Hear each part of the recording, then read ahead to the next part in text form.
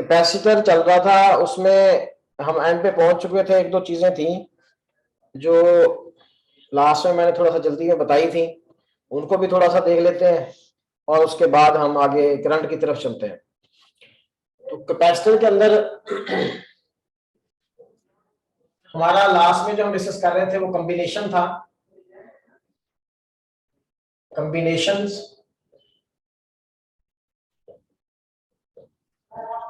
Of कैपेसिटेंसेस।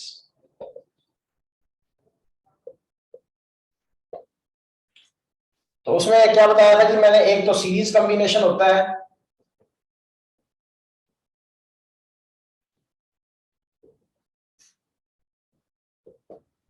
Series combination में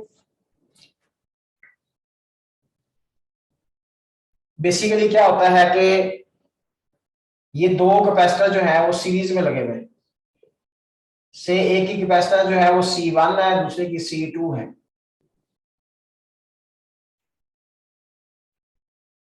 ठीक है, तो इसमें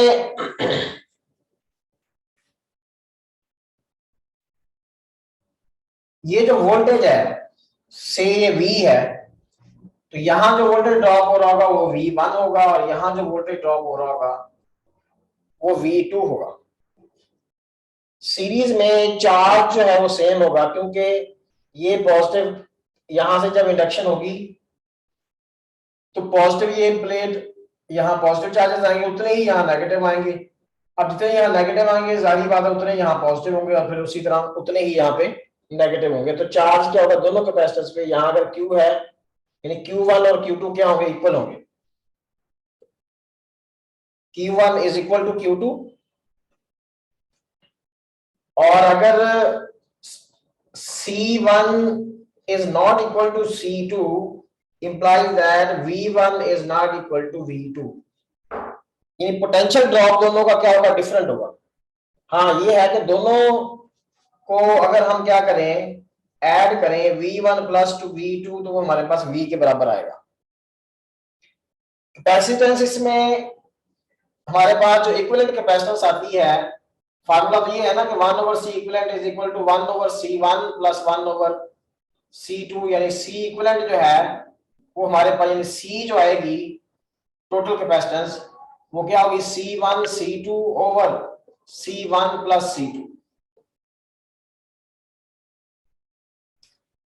अब ये कैपेसिटेंस यानी इस कॉम्बिनेशन की कैपेसिटेंस है, तो इस कैपेसिटेंस को अगर हम यहां पे देखें, हमारे पास जो वोल्टेज ड्रॉप हो रहा है V1 हम फाइंड आउट करना चाहें, क्योंकि चार्ज तो सेम है, तो V1 हमारे पास क्या होगा, यानी सीरीज कॉम्बिनेशन में जो वोल्टेज ड्रॉप होगा वो हमें देखना है क्या है कि वो उसकी उस कैपेसिटर की कैपेसिटेंस के डायरेक्टली प्रोपोर्शनल है या उसके क्या है, इनवर्स रिलेशन है या क्या है। यानी अगर हम V1 फाइंड आउट करना चाहें सीरीज कॉम्बिनेशन के लिए, तो V1 क्या होगा, Q1, तो Q के बराबर है Q1 ओवर C1, यानी ये पहली कैपेसिटेंस आ गई। अब Q चूंकि CV के बराबर होता है, तो C over C1 into V, तो V1 जो है वो हमारे पास क्या आ गया, यहां से अगर हम इक्विवेलेंट कैपेसिटेंस की वैल्यू यहां पुट करें, C1 C2 इस C की जगह पे पुट करें over C1 plus C2, C की जगह पे क्या पुट करेंगे हम, C1 C2 over C1 plus C2, तो हमारे पास क्या जाता है कि C1 C1 से क्या हो गया, कैंसिल हो गया। तो पता चला कि V1 जो है वो बराबर क्या आ रहा है, वो आ रहा है C2 over C1 plus C2 into V। यानी जो इस वोल्टेज के अपना इस कैपेसिटर C जो पहला कैपेसिटर है उसके क्रॉस जो वोल्टेज ड्रॉप हो रहा है वो हमारे पास क्या आ रहा है, वो आ रहा है C2 इंटू V, यानी इनवर्स रेशो है। बेसिकली ये जो रेशो है वो इनवर्स है, यहां वोल्टेज 1 है और कैपेसिटेंस कौन सी है, C2 है। अगर हम इसके क्रॉस वोल्टेज निकालना चाहेंगे तो V2 जो आएगा वो क्या आएगा हमारे पास, वो आएगा C1 over C1 plus C2 into V। Voltage drop across the capacitor 2 is proportional to the capacitance C1, यानी V1 जो है वो प्रोपोर्शनल किसके है, C2 के, एंड जो V2 है वो प्रोपोर्शनल किसके है, C1 के। चार्ज तो सेम है, जो वोल्टेज ड्रॉप है वो बेसिकली, यानी अब यहां से ये पता चला कि रिजल्ट हमारा क्या है। अगर सीरीज कॉम्बिनेशन के लिए हम अगर देखें तो हमारे पास जो है इनवर्स रेशो आ रही है, यानी V1 ओवर V2 जो है वो क्या आ रहा है, C2 ओवर C1 आ रहा है। तो एक तो ये हमने देख लिया सीरीज कॉम्बिनेशन में कि ये अगर से हमारे पास वोल्टेज है, ये आपके पास 15 वोल्ट है, तो ये उस कैपेसिटर के क्रॉस, यानी अगर इसकी कैपेसिटेंस जो है वो से 10 फैरेड है, इसकी 5 है, या जिसकी कैपेसिटेंस ज्यादा होगी उसके क्रॉस जो वोल्टेज ड्रॉप है वो कम होगा, क्रॉस दैट कैपेसिटर, यानी जिसकी कैपेसिटेंस ज्यादा होगी, कैपेसिटेंस जितनी ज्यादा हो जाएगी उतना वोल्टेज ड्रॉप क्या हो जाएगा, कम हो जाएगा। ये प्रॉपर्टी है सीरीज कॉम्बिनेशन की। चार्ज तो क्या सेम है, लेकिन हमने वोल्टेज V दिया, तो V वोल्टेज देने से जो दो वोल्टेजेस ड्रॉप हुए V1 और V2, V1 across the C1 and V2 across the C2, तो हमारे पास रिजल्ट क्या आया, रिजल्ट हमारे पास ये आया कैलकुलेशन के बाद कि V1 क्या आया, वो C2 over C1 plus C2 into V है, और V2 जो है वो C1 over C1 plus C2 into V है। ये तो है किसके लिए, अगर हमारे पास कैपेसिटर्स कैसे लगे हुए सीरीज में, और अगर पैरेलल कॉम्बिनेशन है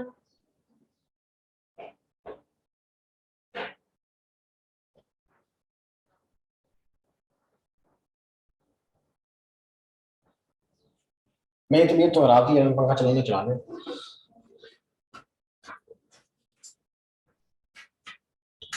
तो पैरेलल कॉम्बिनेशन में हमारे पास क्या आएगा कि से ये दो कैपेसिटर्स हैं, एक की कैपेसिटेंस जो है हमारे पास C1 है और दूसरे की कैपेसिटेंस जो है वो C2 है। यहां हमने इनको कोई वोल्टेज दिया हुआ, ये C1 है, ये C2 है। अब इस केस में क्या होगा,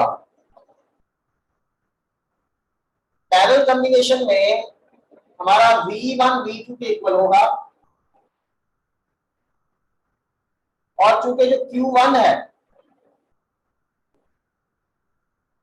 वो फिर किसके बराबर आएगा, Q1 जो है जाहिर है Q1 क्या होगा, Q is equal to CV, तो C1 into V, C1 into V।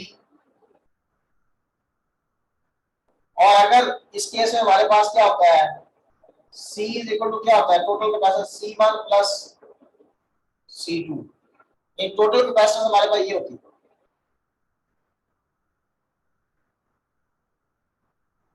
तो V जो है टोटल वोल्टेज, जाहिर है क्या होगा, V is equal to Q1, V is equal to Q over C, total जो कैपेसिटेंस है।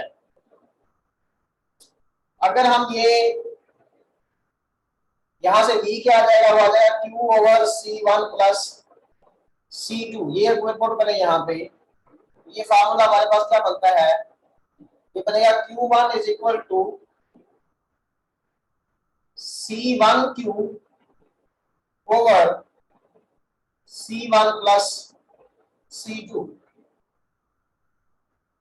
और Q2 क्या आएगा, वो आएगा C2Q over C1 plus C2। अब ये हमें क्या बता रहे हैं, यानी पहले हमने देखिए आपने क्या फाइंड आउट किया था सीरीज में, सीरीज में आपने फाइंड आउट किए थे V1 और V2। V1 क्या आया था, वो आया था C2V over C1 plus C2। ठीक है, इसमें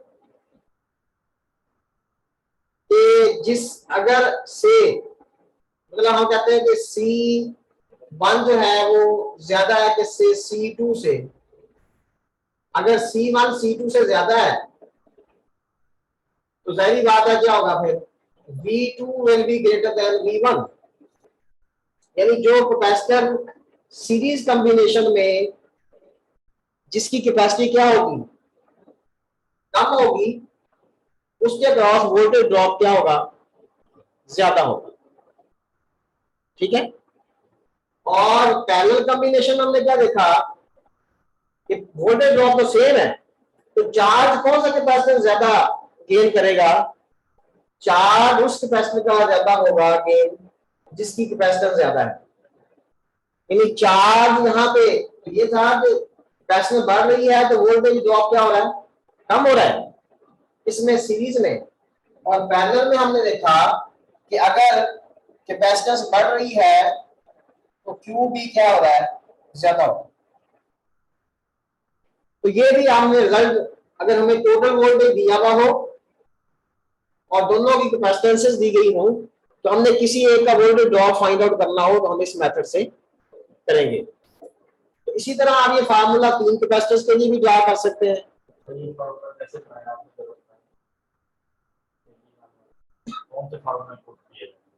ये मैंने जो है V1 था ना आपके पास अपना Q is equal to C, V तो V इज इक्वल टू क्या आ जाएगा Q ओवर C1।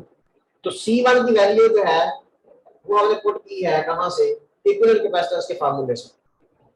इक्वल क्या होगा C is equal to C1 C2 over C1 plus C2, तो वहां C1 निकाल के हमने, यानी हमने ये लिखना है कि वोल्टेज को वोल्टेज के साथ रिलेशन क्या है और चार्ज का चार्ज टोटल चार्ज के साथ क्या रिलेशन, यानी जो वोल्टेज ड्रॉप ईच कैपेसिटर उसकी क्या डिपेंडेंस है टोटल वोल्टेज ड्रॉप पे, और चार्ज अक्रॉस ईच कैपेसिटर उसकी क्या डिपेंडेंस है टोटल चार्ज के ऊपर।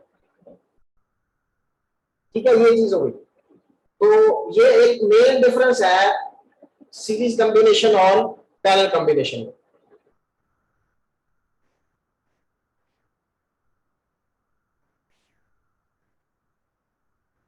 बाकी ये जो चीज मैंने बता दी थी कि अगर आपके पास जो है वो C1 C2 ये बराबर है इक्वल टू C और ये कितने कैपेसिटर्स हैं से n कैपेसिटर्स हैं, तो हमारे पास जो अगर पैरेलल केस है तो पैरेलल केस में जो टोटल कैपेसिटेंस आएगी यानी equivalent capacitance in case of parallel तो वो क्या आ जाएगी MC, और सीरीज के केस में हमारे पास equivalent capacitance in case of series वो हमारे पास क्या आ जाएगी C बाई M। ये हमने कर दिया था। और अगर हम इनको डिवाइड करें कि C equivalent capacitance in parallel C equivalent capacitance in series, तो हमारे पास क्या आता है वो n स्क्वायर आ जाता है, या अगर इसका रेसिप्रोकल लेंगे तो वो 1 ओवर n स्क्वायर आ जाएगा। बाकी हम करते रहे थे, उसके बाद हम देख रहे थे कि अगर डिफरेंट टाइप ऑफ कॉम्बिनेशंस हमारे पास हैं तो उनको हमने जो है वो कुछ टिपिकल किस्म के ऐसे प्रॉब्लम्स आते हैं। जैसे मैं आपको एक बात बताऊं कि जब मैंने MSc फिजिक्स के लिए एडमिशन लिया था कादियानी यूनिवर्सिटी में, तो उस वक्त MSc फिजिक्स का तो टेस्ट नहीं था, इलेक्ट्रॉनिक्स का कार्बन टेस्ट था। तो उन्होंने मेरा टेस्ट जो लिया तो उसमें हालांकि हम बीएससी करके गए थे, तो पहला पहला उन्होंने बॉक्स बनाया हुआ था, ठीक है ना। उस बॉक्स में यानी कि अगर से हर एक क्यूब के हर एंड के ऊपर क्या लगी हुई हो, कैपेसिटेंस लगी हुई हो, तो टोटल कैपेसिटेंस हमने फाइंड आउट करनी हो, या हर एंड के ऊपर हर एज के ऊपर क्या हो, एक रेजिस्टेंस हो, तो टोटल मतलब हमने रेजिस्टेंस फाइंड आउट करनी हो। तो ये इस तरह के मतलब कुछ टिपिकल से क्वेश्चंस होते हैं जो हमारे ज़हन में होने चाहिए, तो एमसीक्यूज में पूछे जाते हैं। और ज़्यादा एमसीक्यूज के अंदर लंबी कैलकुलेशन वाले क्वेश्चंस तो नहीं होते ज्यादा, तो सिंपल से मतलब होते हैं, जैसे ये मैंने बताया कि वो कहते हैं कि इतने कैपेसिटर्स हैं वो सीरीज में लगे हुए हैं, या इतने कैपेसिटर्स हैं आइडेंटिकल कैपेसिटर्स पैरेलल लगे हुए हैं, ठीक है ना। तो उनकी या वो कहते हैं कि अगर फॉर एग्जांपल वो कैपेसिटेंसेस पैरेलल टू सीरीज की रेशियो में बता दे, और हमें नंबर ऑफ कैपेसिटेंसेस पूछ ले, नंबर ऑफ कैपेसिटर्स पूछ सकता है, या नंबर ऑफ कैपेसिटर्स देके उनकी सीरीज टू पैरेलल जो है वो कैपेसिटेंस मालूम करने को कह सकता है। तो ये चीजें यहाँ पे मालूम की जा सकती है। इसी तरह एक कॉम्बिनेशन आप ये देखें कि बाद दफा ये होता है, इस तरह की प्लेट्स होती हैं, से हमारे पास जो है ये दो प्लेट्स हैं, इन दो के अंदर हमने दो और इंसर्ट कर दी है, तो ये इस तरह की सूरत हाल बन गई हमारे पास।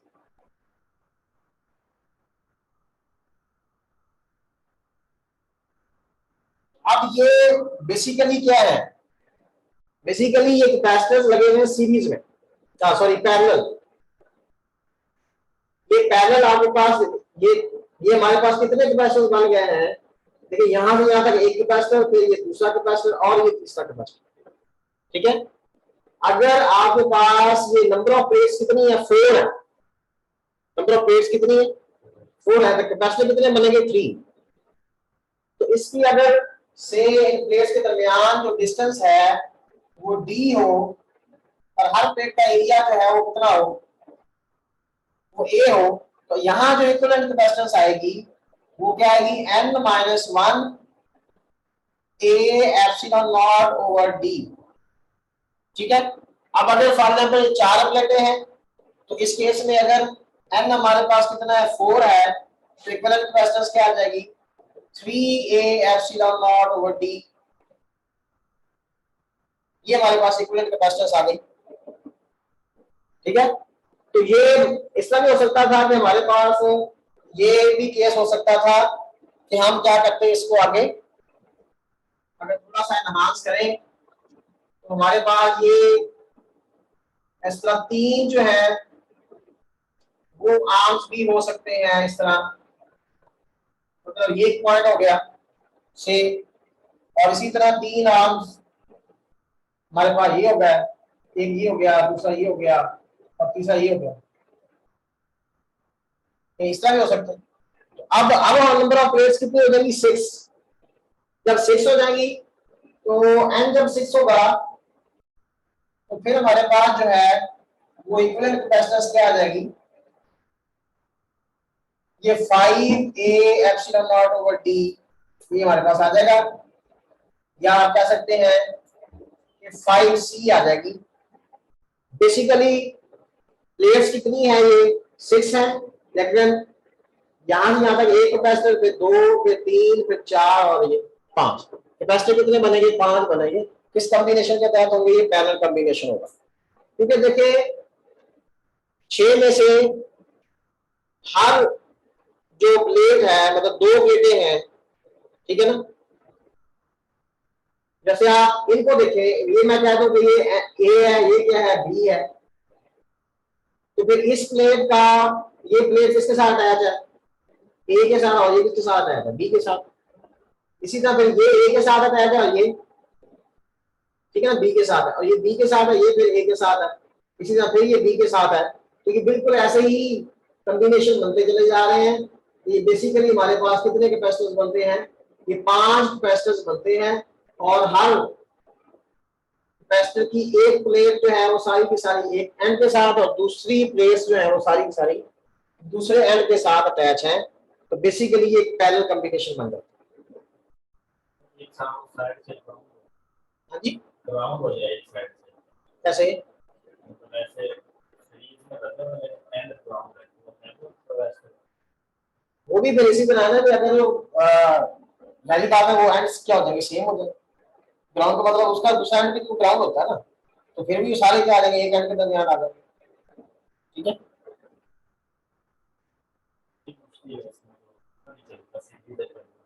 इसमें अब वो थोड़ा सा यही है कि थोड़ी सी मतलब इस तरह के जो क्वेश्चन मतलब बार बार आते हैं उनको थोड़ा सा हम डिस्कस कर लेते हैं। जैसे उसमें मैंने आपको बताया था कि अगर आपके पास ये व्हीटस्टोन ब्रिज टाइप है, अब व्हीटस्टोन ब्रिज इस तरह भी हो सकता है, ठीक है,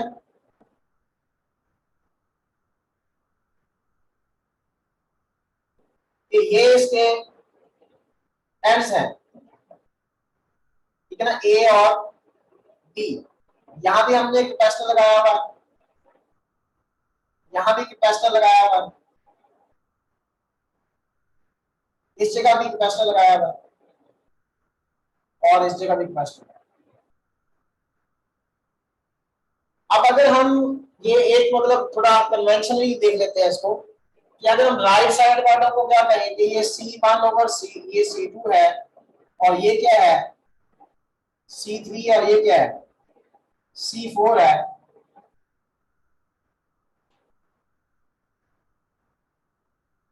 एक ये यहाँ पे है क्या है, ये C5 है। अगर C1 ओवर C2 हम ऐसे भी रेशियो दे सकते हैं, लेकिन हम चलो एक साइड वालों को, एक साइड की रेशियो दूसरी साइड की रेशियो में ये याद करना आसान हो जाएगा कि अगर if C1 over C2 is equal to C3 over C4, then C5 can be removed.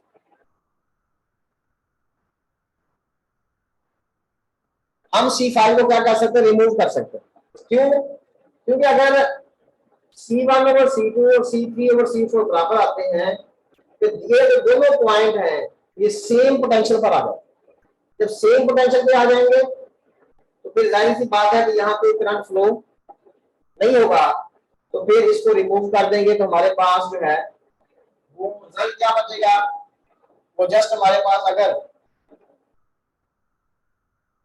ये एक कैपेसिटर ये बच जाएगा, यानी इधर से ए और यहां पर हमारे पास एक कैपेसिटर होगा,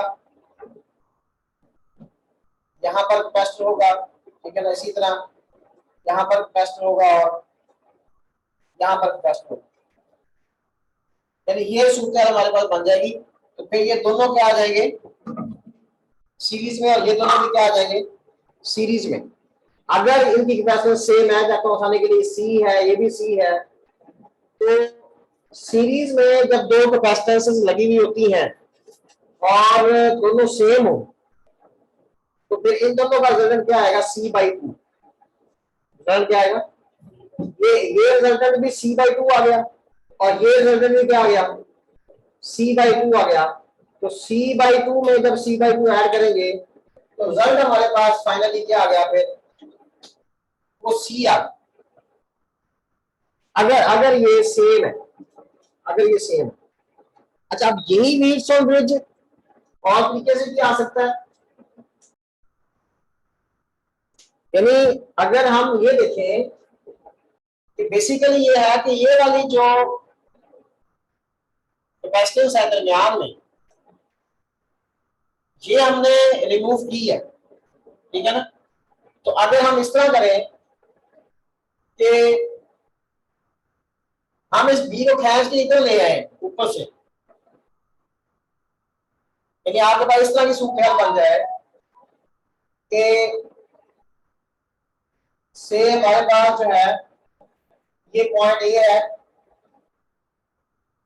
ठीक है ना, और इस पॉइंट ए से दो कैपेसिटेंस हैं ऐसे, एक C1 है, एक क्या है, ये C1 है, ये क्या है C2 है, या C1 है, ये C2 है। ये वाली सूत्र याद है और इनको हमने आगे जो ज्वाइन किया हुआ है,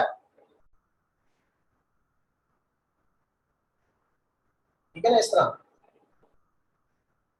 ये आगे जाके यहाँ C5 है, ये आपका C5 हो गया। और B जो है वो हम ऐसे भी बना सकते हैं कि अगर इस तरह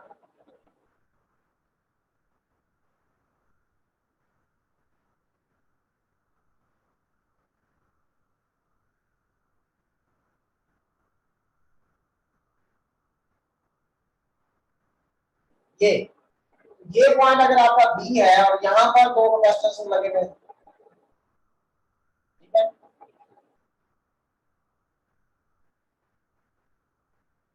तो फिर हमारे पास यही आ गया कि अगर C1 over C2 is equal to C3 over C4,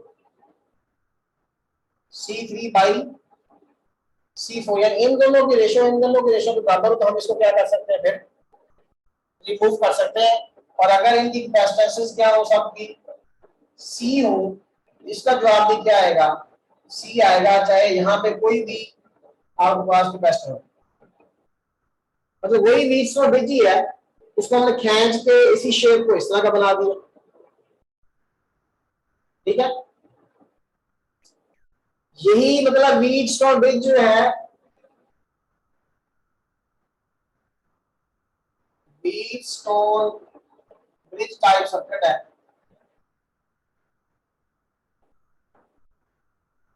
ये दूसरी किस्म का हो गया। तीसरी किस्म में इस तरह भी ये वीट्सटोन ब्रिज ही होता है, अगर ये इस तरह की शेप हमें दे दे,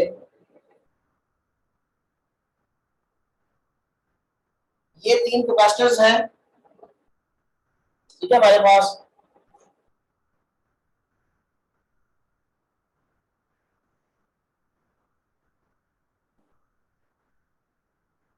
यानी अगर इसमें भी हमारे पास रिजल्ट क्या आता है, C आता है, अगर C1 C2 C3 C4 बराबर हो, C5 हमने क्या रिमूव कर दिया, हमारे पास रिजल्ट क्या आया, C।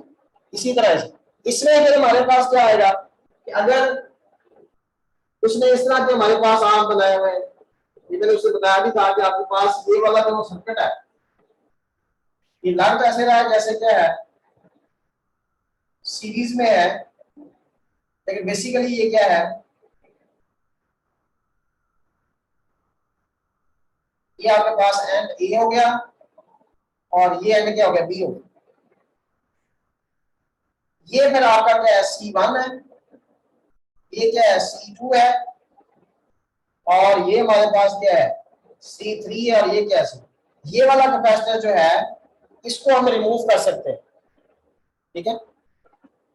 इसको रिमूव करेंगे तो फिर आप देखें, अगर आप इसको हटाते हैं तो बिल्कुल उसी तरह की शेप बनेगी। यानी इन तीनों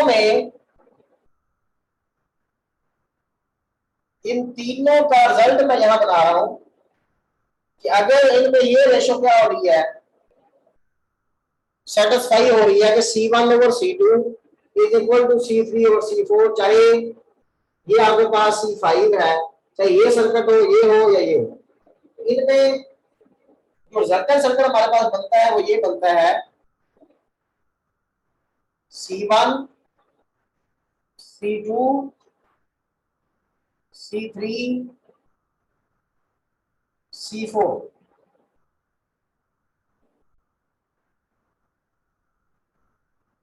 ये तीनों ही क्या है, व्हीटस्टोन ब्रिज है।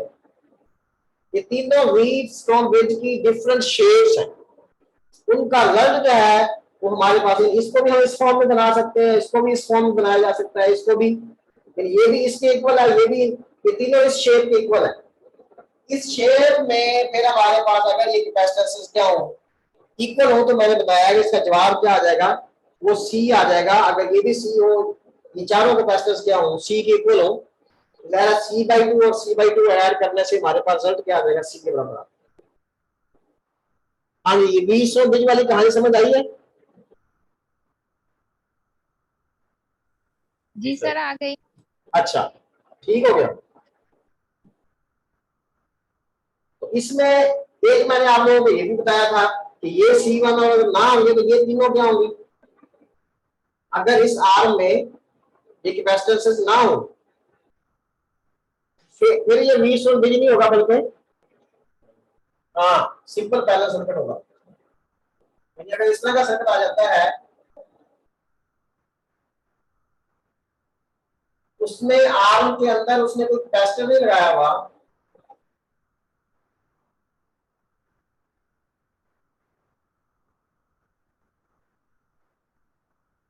ये इस केस में अगर ये तीनों क्या है, इसमें जो सी इक्वल आएगी वो 3C के बराबर होगी। ठीक है,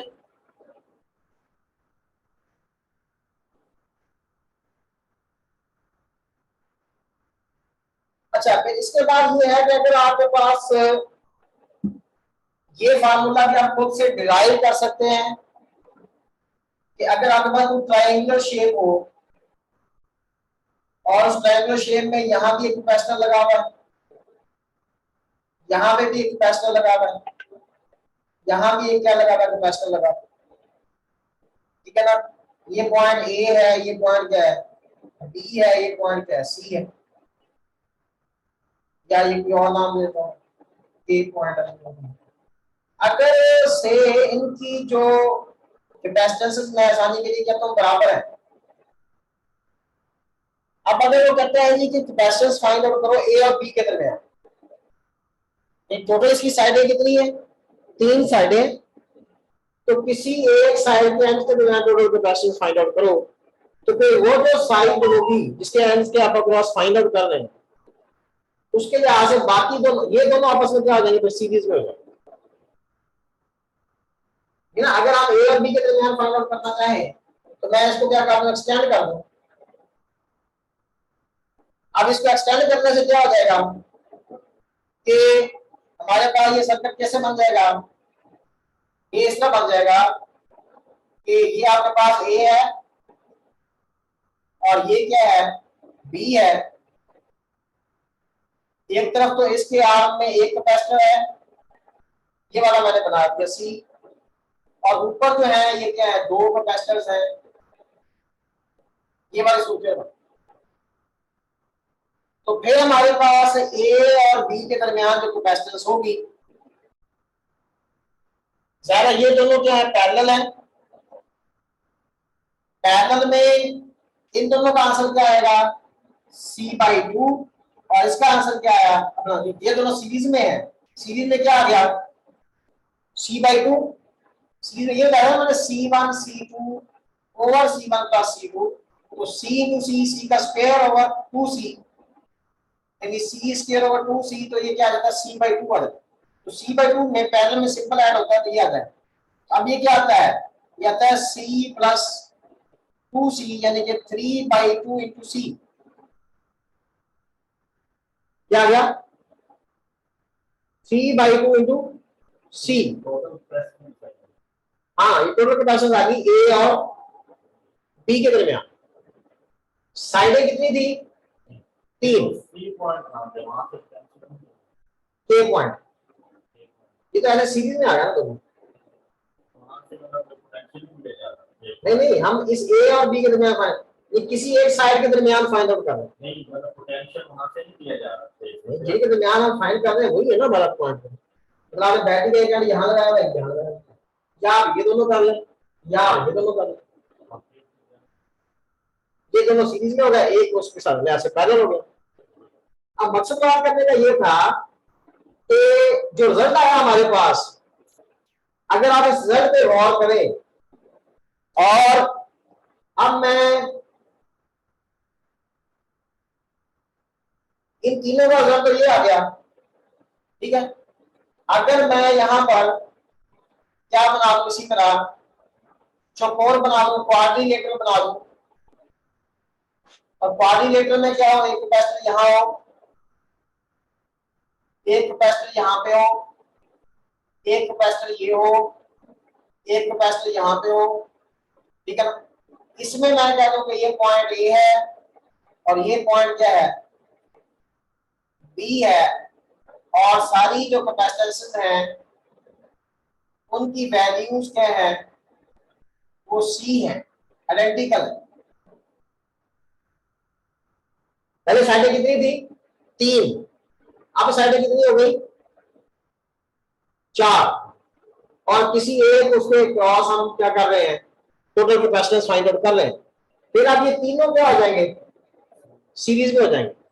जब तीनों सीरीज में हो जाएंगे तो फिर इक्विवेलेंट कैपेसिटेंस क्या आएगी, ए और बी के दरमियान, वो आ जाएगी C/3 प्लस सी।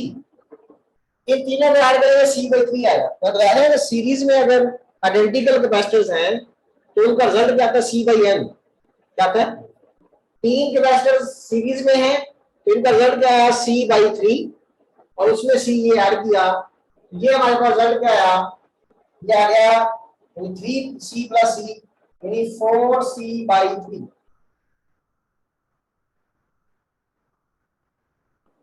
अब अगर आप इन दोनों को देखें, इन दोनों को कंपैरिजन करें तो हमारे पास तो ये फार्मूला आ गया कि अगर साइड्स कितनी है, n है, तो किसी एक साइड में जो इक्विवेलेंट कैपेसिटर है वो क्या आ जाएगी, NC/n-1। अब ये फार्मूला आ गया हमारे पास, क्या आ गया, NC/n-1। तो ये जो फार्मूला हमारे पास आया है, ये हमने उस वक्त यूज करना है जब हमारे पास कोई ट्राइंगल हो जिसके हर आर्म के अंदर, हर एज के अंदर एक इक्विवेलेंट कैपेसिटेंस लगी हुई हो, या क्वाड्रिलेटरल हो, 4 साइडें हो, 5 साइडें हो, 6 साइडें हो, और किसी एक साइड के एंड्स के दरमियान आपने कैपेसिटेंस फाइंड आउट करनी हो। तो अगर वो साइडें हैं, 6 साइडें हैं, 6 साइड्स हैं, तो फिर हमारे पास फार्मूला क्या आ जाएगा, 6C/5। 7 है तो 7C/6। तो ये एक मतलब और एक केस हो गया हमारे पास। एक तो व्हीटस्टोन ब्रिज वाला हो गया, एक ये हो गया। एक उससे पहले हमारे पास सिंपल था, सीरीज और पैरेलल था। अच्छा, इसी तरह मैंने बताया कि हमें क्या क्वेश्चन आया था कि अगर इस तरह की सूरत हाल है कि इस तरह हमारे पास एक क्यूब होता है,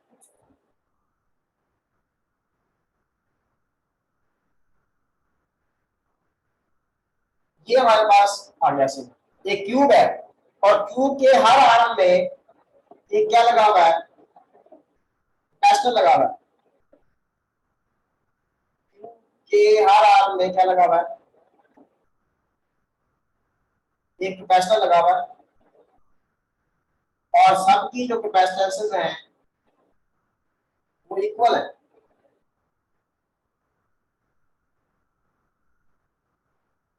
डिफरेंट होने से भी सॉल्यूशन तो हो जाता है, सॉल्यूशन हो जाता है। इसका सॉल्यूशन भी मतलब काफी लेंथी है और काफी लेंथी कैलकुलेशन के बाद रिजल्ट निकलता है।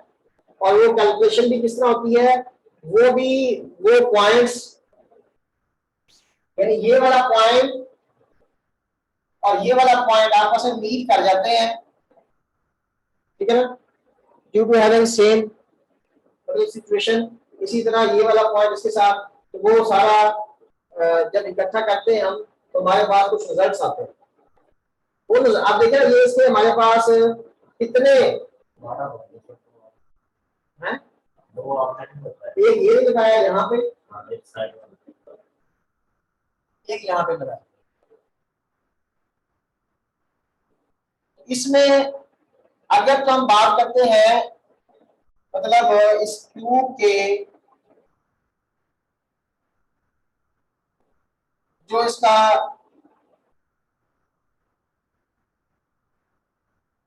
लॉन्ग डायगोनल है,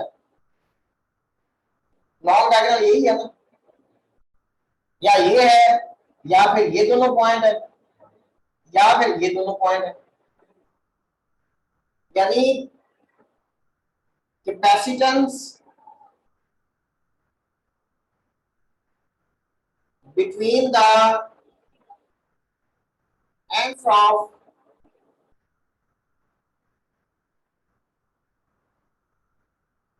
long diagonal, वो मैंने बना के दिखा दिया कि ये वाला यानी एक कमरा है, उसका वो वाला कोना, एक तरह से ऊपर वाला कोना और उसका अपोजिट वाला नीचे वाला कोना, तो ये क्या हो जाएगा, उसका एक लॉन्ग डायगोनल हो जाएगा। इस लॉन्ग डायगोनल में जो कैपेसिटेंस आएगी, अगर इन सब की कैपेसिटेंस क्या है, सारी क्या है, सी है, इक्वल है, तो ये फिर हमारे पास आता है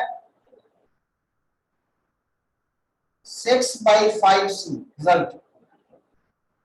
रिजल्ट क्या जाता है 6/5C। ठीक है, समझ आ गई बात। और अगर हमारे पास जो है, ये तो था लॉन्ग डायगोनल, फाइंड किस तरह, तो रहती है ना कैलकुलेशन, इसकी कैलकुलेशन लेंथी है, कहेंगे मैं शेयर कर दूंगा ग्रुप के अंदर कि किस तरह फाइंड आउट की है। तो फार्मूला एमसीक्यू के द्वारा से आपने फार्मूला याद रखना, ठीक है ना, कैलकुलेशन में शेयर कर दूंगा आपको।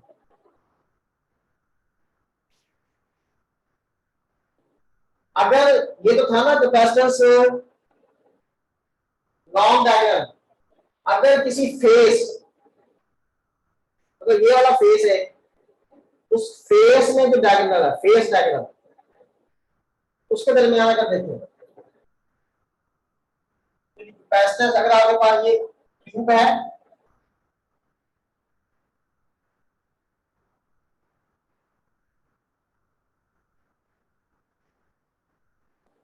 अच्छा कोई भी फेस ले लें, ये ले लें, यानी ए बी, यहां पर ये ए बी थे, यहां पर ये वाले ए बी, किसी एक साइड, किसी एक फेस के diagonal between ends of the capacitance between the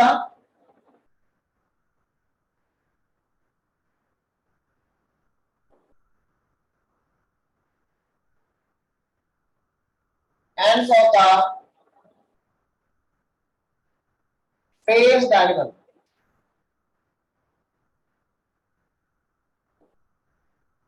between the ends of the phase diagonal, तो वो हमारे पास जो आती है वो आती है 4/3C, क्या जाती है 3C, यानी कि ये CAB, AB के दरमियान, हाँ। और अगर किसी एक साइड्स के दरमियान देखें, मतलब इसके और इसके दरमियान, या इसके और इसके दरमियान टोटल कैपेसिटेंस हो, तो कैपेसिटेंस, या मैं इसको रेज कर रहा हूं, मैं यही लिख देता हूं पहले, कैपेसिटेंस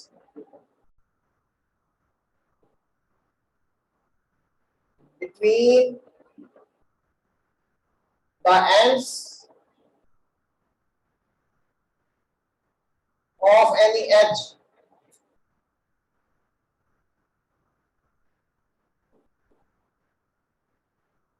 तो वो होती है 12/7C, क्या होती है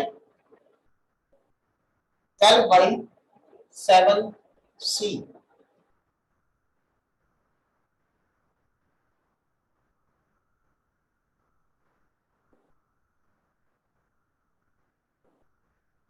अच्छा अगर जो है वो,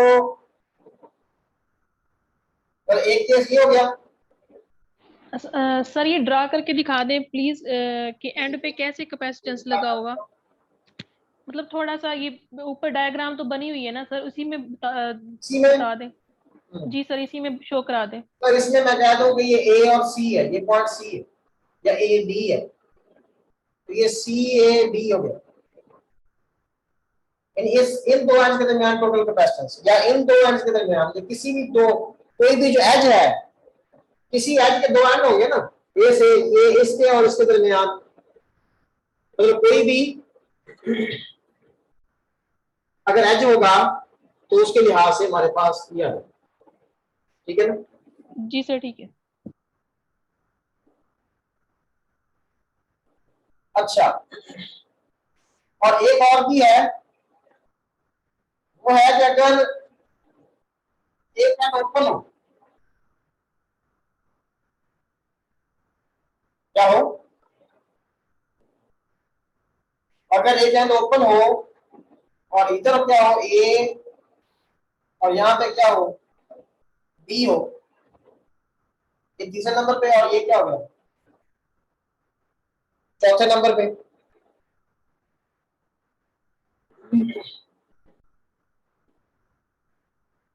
तो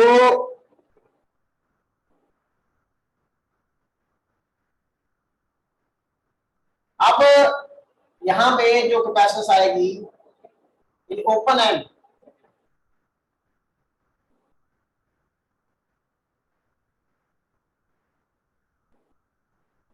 वो हमारे पास होगी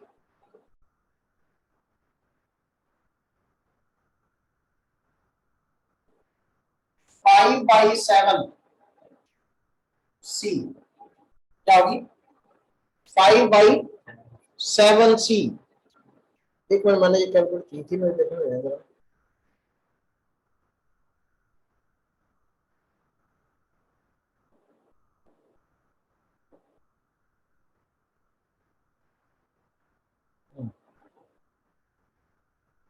ठीक है, तो ये उस सूरत में है कि अगर एंड जो है क्या है ओपन है, तो यहां से एक सी को हमने क्या कर दिया रिमूव कर दिया। अब ये देखें ना कि यहाँ पर जो रिजल्ट आ रहे हैं, ये भी ध्यान रखें, वो सारे रिजल्ट जो हैं वो ग्रेटर देन 1 क्या है, और ये क्या आ रहा है लेस देन 1 आ रहा है। क्यों? क्योंकि अब ये सारी जो रेजिस्टेंस अपना जो कैपेसिटेंसेस है वो सीरीज में, इसके लिहाज से उसमें क्या था कि ये बाकी सारी सीरीज में भी ये उसके साथ क्या करती थी पैरेलल, तो पैरेलल में रिजल्ट बढ़ जाता है, सीरीज में रिजल्ट कम हो जाएगा। कैपेसिटेंस के केस में, रेजिस्टेंसेस में सीरीज में जो रिजल्ट होता है वो ऐड अप हो जाता है, मतलब ज्यादा हो जाता है, और पैरेलल में क्या जाता है कम हो जाता है। ठीक है, तो मतलब कोई भी एज ओपन है, ओपन एज के जो एंड्स हैं, ओपन एज एंड्स, जो भी ओपन एंड है उसके ओपन एज है उसके एंड्स के दरमियान जो कैपेसिटेंस होगी यहाँ पर, ये जो कैपेसिटेंस टोटल कैपेसिटेंस होगी वो क्या होगी, वो होगी 5/7 सी होगी।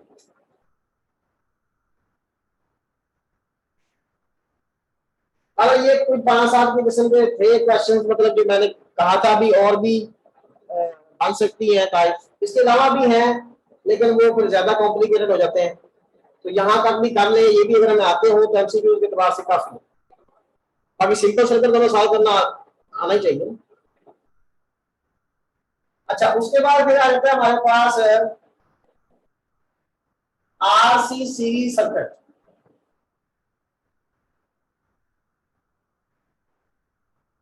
यानी इसकी growth and decay, growth and decay.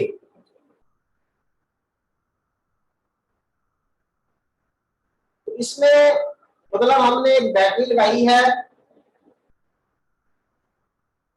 और उस बैटरी यहां पर हमने कोई स्विच लगा दिया एस, और इसके बाद हमने हमारे पास क्या है, एक रेजिस्टर है और एक क्या है कैपेसिटर है, कैपेसिटर सी है, इसकी रेजिस्टेंस क्या है आर है।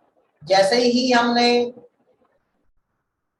इस स्विच को क्लोज करना है तो हमारे पास ये जो वोल्टेज है वो दो जगह डिवाइड होगा, वी आर और प्लस वी सी, यानी V is equal to V R plus V सी।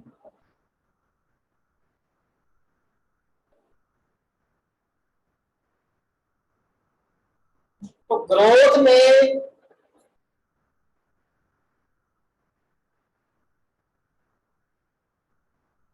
जब हमारे पास टाइम जीरो, मतलब हम समझे स्टार्टिंग टाइम पे क्या होगा, कैपेसिटर जो है वो अनचार्ज होगा, उसके पास कोई चार्ज नहीं होगा, यानी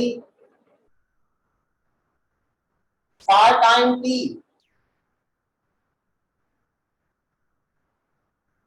जो हमारे पास q आएगा चार्ज, वो क्या होगा, q naught into 1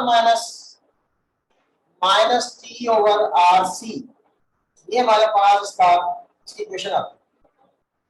Q not क्या है, वो मैक्सिमम चार्ज है, इक्विलिब्रियम चार्ज है। और चूंकि ये ग्राफ क्या बनता है हमारे पास, एक्सपोनेंशियल इंक्रीज का बनता है। या अगर हम आर सी की डायमेंशन हमारे पास क्या होती है, टाइम कांस्टेंट टाइम की, और इसको हम क्या कहते हैं, टाइम कांस्टेंट कहते हैं। ठीक है, तो हमारे पास ये इक्वेशन किसमें आ जाती है, Q is equal to Q naught 1 minus T raise to the power minus T over tau. ये हमारे पास इक्वेशन है। और अगर आप इसका डेरिवेटिव लें तो जो आई आएगा करंट, वो क्या आ जाएगा, ये माइनस और वो माइनस क्या हो जाएगा, क्योंकि इसका तो जीरो हो जाएगा, तो ये माइनस नीचे आएगा, तो ये हमारे पास आ जाएगा टी का हो गया 1, यानी Q naught over R C into e raise to the power minus T over tau. ये आ गया। और अगर हम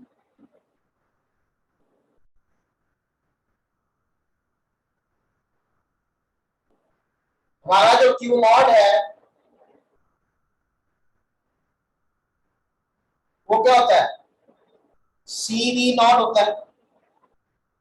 अगर हम इसकी जगह क्या पुट करें, सी वी नॉट, तो सी सी से क्या हो जाएगा, कैंसल, वी नॉट ओवर, तो हमारे पास ये रिजल्ट आ जाता है, i is equal to i not e raise to the power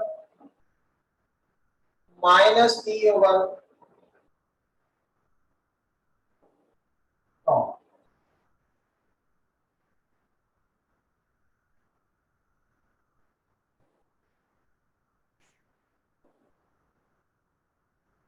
तो अब ये सूरत हमारे पास आ गई। अब रिजल्ट क्या निकला हमारे पास ग्रोथ का।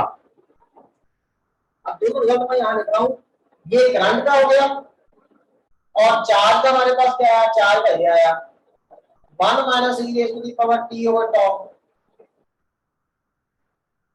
ये दो रिजल्ट आ गया हमारे पास, ये करंट चार्ज का है, ये क्या है, करंट का है।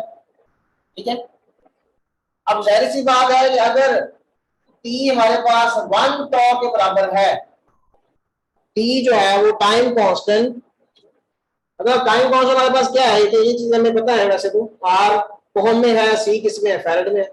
ओहम को फैराड से मल्टीप्लाई करेंगे तो हमारे पास रिजल्ट सेकंड में आएगा। ठीक है ना, से उसमें जो रजिस्टर मैंने लगाया था वो 5 सेकंड का है, अपना 5 ओहम का है, और जो कैपेसिटर है वो 2 फैराड का है, तो हमारे पास 10 सेकंड बनेगा टाइम। कितना बनेगा, 10 सेकंड। तो जब 10 सेकंड पास होंगे, या हम कहते हैं कि इससे भी पहले हम कहते हैं टी इज इक्वल टू क्या है, 0। टी इज इक्वल टू क्या है, 0। तो टी 0 पे आप देखें, i is equal to i not and q is equal to 0।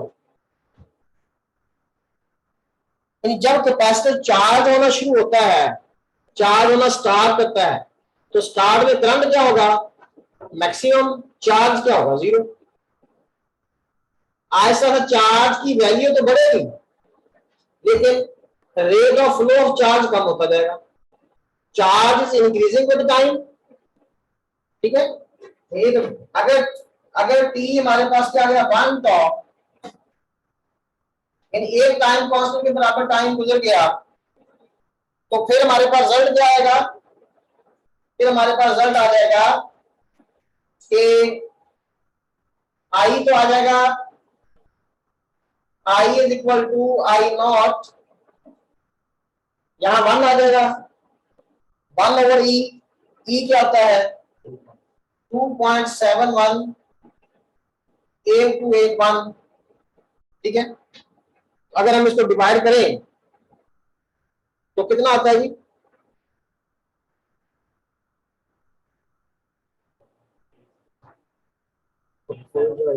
है हाँ 0.1 डिवाइडेड बाई 2.718281, 0.37 क्या आ गया। तो I इज इक्वल टू क्या आया 0.37 I नॉट, और Q क्या आया, Q आ जाएगा 1 माइनस दिस टाइम, तो 0.63 I अपना Q नॉट, यानी एक टाइम कांस्टेंट गुजरने के बाद when one time constant passed, time equal to the one time constant, तो 30 जो करंट है वो 37% यानी 63% क्या हो गया, डिक्रीज हो गया। Rate of flow of charge जो है वो 63% डिक्रीज हो गया क्योंकि 37% रह गया और ये 63% इंक्रीज हो गया, यानी with time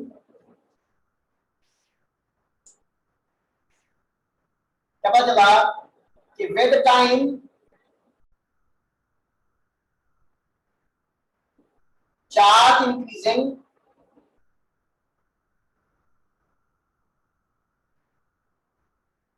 but rate of flow of charge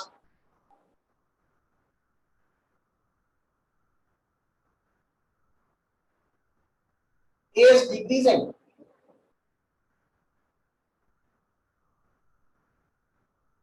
charge तो इंक्रीज हो रहा है लेकिन rate of flow of charge क्या हो रहा है, डिक्रीज हो रहा है, करंट डिक्रीज हो रहा है। और ये बात अच्छा एक और चीज ये देखें कि एक टाइम कांस्टेंट के बाद कितना चार्ज हुआ 63%। अगर आरसी की वैल्यू क्या होती कम होती तो इतने टाइम में इससे कम टाइम में क्या हो जाता वो 63% जा जाता। जैसे मैंने बताया कि अगर आरसी जो है अगर आरसी जो है वो से 10 सेकंड है, कितने टाइम में वो कितना हुआ 63% हो गया। अगर आरसी जो है 15 सेकंड होगा इतने टाइम में ये क्या होगा, एक तरफ जो है वो 10 सेकंड में 63% चार्ज हो रहा है, दूसरी तरफ जो है 15 सेकंड में 63% चार्ज हो रहा है। तो मतलब जिसकी आरसी की वैल्यू ज्यादा होगी उसमें वो देर से चार्ज होगा, ये चार्जिंग स्लो हो जाएगी। Small RC fast charging and fast discharging. यहां से क्या रिजल्ट आया, यहां से हमारे पास रिजल्ट ये आया कि small RC implies that fast charging or large RC implies that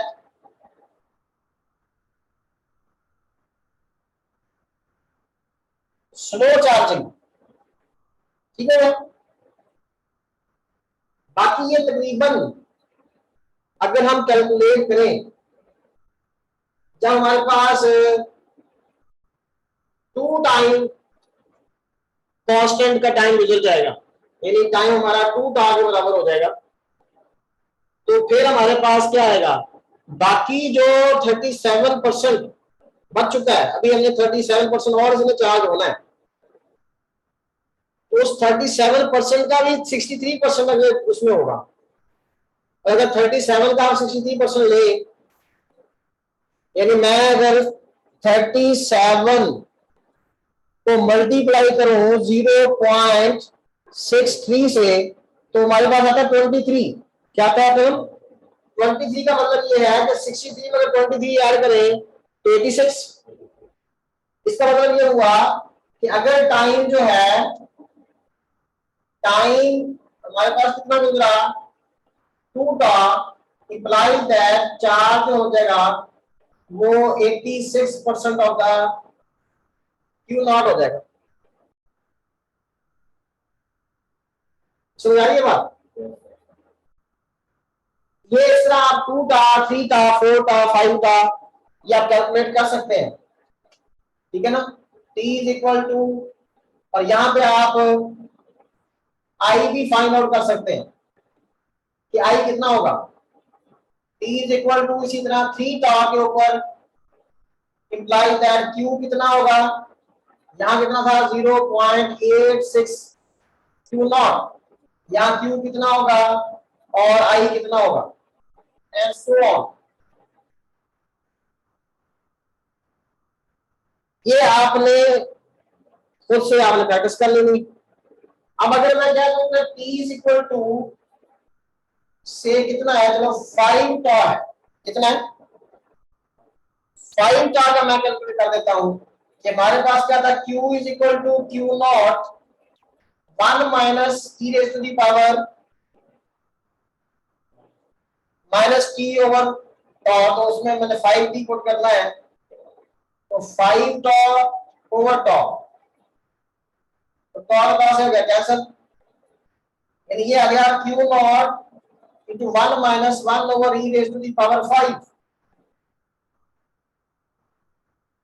यानी 2.718281 की पावर कितनी देनी पड़ेगी आपको, 5। और उसको अगर आप क्या करेंगे 1 में से माइनस करेंगे तो ये तकरीबन 0.98 या 99 मैं कह देता हूं, ये क्या हो जाएगा, Q नॉट हो जाएगा, क्या चीज Q, और I जो है वो इसी तरह कम हो जाएगा, यानी 0.01 I नॉट हो जाएगा। तो पता चला, मैं एक अंदाजा बता रहा हूं, ये 99 भी हो सकता है, 98 भी हो सकता है। एक तरीका मैंने आपको बताया कि आपने क्या करना है, 63% है ना, तो पहला क्या है 63, बाकी कितना बढ़ गया 37 का फिर आप 0.63% ले, 0.63 से मल्टीप्लाई करें और उसमें ऐड कर दें, कितना आ गया 86 के बाद कितना बढ़ गया 14। अब 14 को आप फिर क्या करें, 14 मल्टीप्लाई 0.63 वो बनता है 8.8 यानी 9, 86 में 9 ऐड करें 95, यानी यहां पे कितना आ जाएगा, ये 95 Q नॉट, 0.95 Q नॉट। अब कितना लगेगा 5 का फिर क्या करें, 5 मल्टीप्लाई 0.63 करें तो आएगा 3, तो यहां कितना आ जाएगा 4 का के ऊपर हमारे पास क्या आ जाएगा, Q इज इक्वल टू 0. ये 3 इसमें ऐड करें तो 98 Q नॉट आ जाएगा, और यहां पर क्या आ जाएगा तकरीबन 99 Q नॉट। तो करंट तो क्या होती जाएगी, स्ट्रेट होती जाएगी विद टाइम, करंट क्या हो जाएगी, स्ट्रेट होती जाएगी, से आपके पास ये कर्व इस तरह आएगी, मतलब ये वो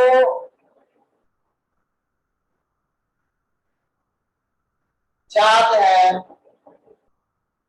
यहां पर जाकर इस स्ट्रेट, ये आपका Q नॉट, ये इसका तकरीबन क्या होगा आधा होगा, और फिर ये होगा क्या 0.63 Q नॉट, इसको अगर एक्सटेंड करें ये हमारे पास वो टाइम है जिसको 1 टॉ या इज इक्वल टू RC कहेंगे।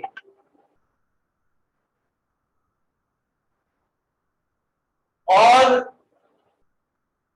फिर हमारे पास जो इतने ही टाइम में आप ये देखें यहाँ पर तकरीबन कर्व भी आपको बताएगी कि उतना ही टाइम लगेगा। अगर पहले 10 मिनट में वो 63% होता है,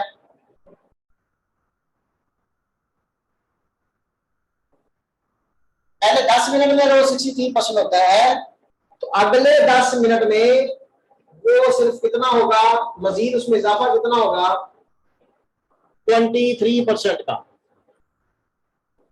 फिर उसमें इजाफा होगा जस्ट 9% का। टाइम उतना ही लगेगा, जो कर्व स्टीपर होती जाएगी। तो ये कहानी है इसकी। अगर आप इसका डिके पढ़ेंगे तो अब वो इसके उलट हो जाएगा। डिके इसके क्या हो जाएगा, वो उलट हो जाएगा। उसमें आपके पास क्या होगा कि पहले टाइम कांस्टेंट में वो 63% डिस्चार्ज हो जाएगा। उसमें शुरू में क्या होगा, उसमें शुरू में चार्ज मैक्सिमम होगा। इसमें शुरू में चार्ज 0 था, फाइनली मैक्सिमम हुआ, वो मैक्सिमम से नीचे आएगा तो उसमें इस तरह का ग्राफ बनेगा, यानी Q0 से वो नीचे आएगा ऐसे। उसमें पहले ये 0.37 Q0 रह जाएगा एक टाइम कांस्टेंट में। तो अगर आपसे वैसे वर्बली पूछा जाए कि कितने टाइम कांस्टेंट चाहिए किसी कैपेसिटर को फुल्ली चार्ज होने के लिए, तो वो हम क्या बताएंगे, कन्वेंशनल तकरीबन कितने हैं, 5 टाइम कांस्टेंट्स। तो उसमें भी 100% वो चार्ज नहीं होगा, लेकिन उस पर आकर चार्जिंग क्या हो जाती है, स्टॉप हो जाती है, और हम कहते हैं बैटरी इज फुल्ली चार्ज। तो वो 5 टाइम कांस्टेंट के बराबर टाइम होता है। हालांकि वैसे अगर आप कहते हैं मैथमेटिकली या आइडियली, तो आपको इनफाइनाइट टाइम चाहिए किसी भी कैपेसिटर को फुल्ली चार्ज करने के लिए, क्योंकि टी इन्फिनिटी होगा तो वो इन्फिनिट नीचे आके डिवाइड होगा, तो फिर जाके 1 - 0 Q0 आएगा। अदरवाइज कभी भी एग्जैक्टली Q0 Q के बराबर नहीं आएगा। तो Q Q0 के बराबर उसी सूरत में आएगा अगर T क्या हो जाए इन्फिनिटी, तो फिर Q इज इक्वल टू क्या आ जाएगा, Q0। तो एक्चुअली तो इनफाइनाइट टाइम चाहिए। अगर वहां इनफाइनाइट टाइम का ऑप्शन हो तो फिर हम इनफाइनाइट करें। अगर टाइम कांस्टेंट की फॉर्म में पूछेगा तो हम कहेंगे 5 टाइम कांस्टेंट चाहिए एक कैपेसिटर को फुल्ली चार्ज होने के लिए। हाँ 6 का कर लें, ठीक है, वो उससे भी ज्यादा एक्यूरेट होगा, लेकिन वो डिफरेंशिएट करेगा 1 2 3 4 ऐसे, 1 2 3 देके फिर 5 देगा, क्योंकि अमूमन किताबों में ये लिखा हुआ है कि 5 टाइम कांस्टेंट चाहिए होते हैं।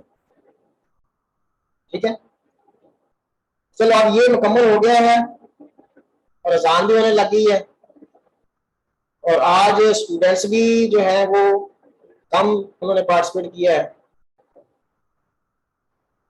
तो आज इतना काफी है, कल फिर हम आगे इसको लेके चलेंगे। ठीक है जी असलान साहब। ठीक है सर। हाँ, अब ये इसकी असाइनमेंट इंशाल्लाह मैं आज भेज दूंगा, तो इसको आप लोगों ने फिर आगे इसको सॉल्व करना है। और पिछला जो असाइनमेंट पिछली है उनका भी इंशाल्लाह मैं आज कोशिश करता हूँ कि इनके सोल्यूशन जो रहते हैं वो आप लोगों को सेंड करें। ओके, अल्लाह हाफिज़।